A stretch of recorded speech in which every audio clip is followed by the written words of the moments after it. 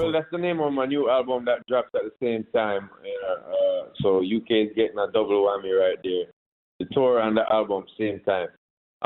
Scorcher is just, I'm a hot boy, man. I'm ready to heat the airwaves up again. I'm ready to touch the road in a hot way. So yeah. Yeah, can you just remind our listeners how this dancehall reggae journey began for you, Sean? How did it all start? For me, it was doing demos in '94. Got my first single out in '96. Was doing backyard barbecues and school barbecues and that kind of performances at first.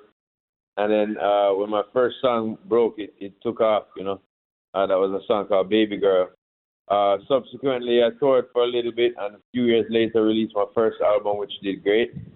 And then the second album really took me to an international audience with songs like Give It a Light and Get Busy, like Glue. So, and also a big song with Beyonce too. So those were the beginning years for me. I've been touring ever since 1996. The longest time I haven't toured is actually these last 2 years. So I'm really looking forward to getting back on the road in April. It's going to be amazing, bro. You're not just an artist. You're one that put dancehall, really one of those pioneers that put dancehall into the global spectrum. 26 million records sold so far. Right. Sean, how do you feel? What else do you want to achieve, man? Tell us. Oh, man. I'm very thankful for this career I've been in. I'm very happy that I still can do music at this point.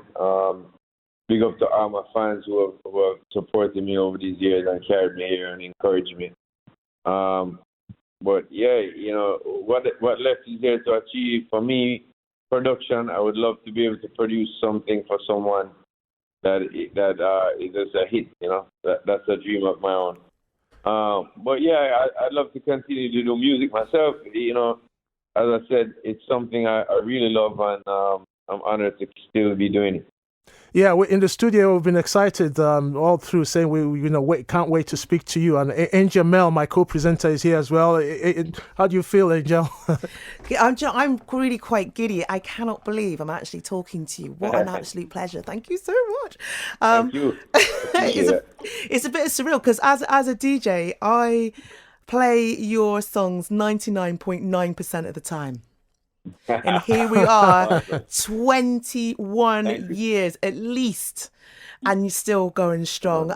Now, I need to ask, you mentioned there you haven't performed in the last 2 years. What does it mean to you to be performing again? How do you feel about the experience? It's going to be an awesome time. I'm really gassed for it, man. I've had a little taste of performances here and there over the past few months, like on the internet. And last week I was able to actually do a performance in Boston, which was one performance for a promotional thing, and that felt amazing. And so I've been really gassed up, looking forward to actually starting the first tour back again in April in UK. UK has always treated me good, so looking forward to that energy. It's going to be a good thing. Sean, DJ Style is here as well. Hey, how you doing, Sean Paul? Thank you for speaking to us. Yes, bro. Thanks for the time, man. No problem. Like Angel Mel, been a heavy supporter of your music from day one, so it's really interesting to hear your background and how you got into the industry. One of the questions I want to ask you, because you're probably one of the few artists, if we're truthfully honest, within the dance hall has been able to remain consistent doing what you've done, reggae music, also crossing over where you've worked with several pop artists and stuff. And I guess that's the key of an artist staying relevant in the game and remaining in the industry. And how do you feel about that, and how has that journey been for you? Because maybe not just dancehall alone would have still kept you as an artist. You'll still be respected for the talent you got, but you clearly understand the reason developing and keeping yourself consistent. You have to move with the times at the same time as well.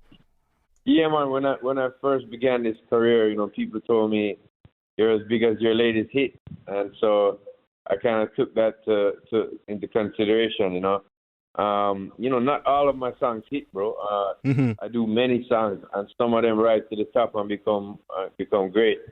But the point for me is that if I wanted to keep on doing it, You know, I just had to, first of all, practice makes perfect, so do more and more songs, and then pay attention to what the fans seem to like and gravitate towards that way. So, you know, big up to everybody who parties to my music, who feels a great feeling of euphoria to my music. I also have some very thoughtful music too.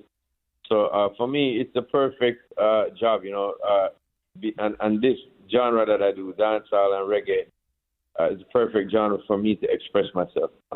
Sure. Yeah. Just a great feeling, you know.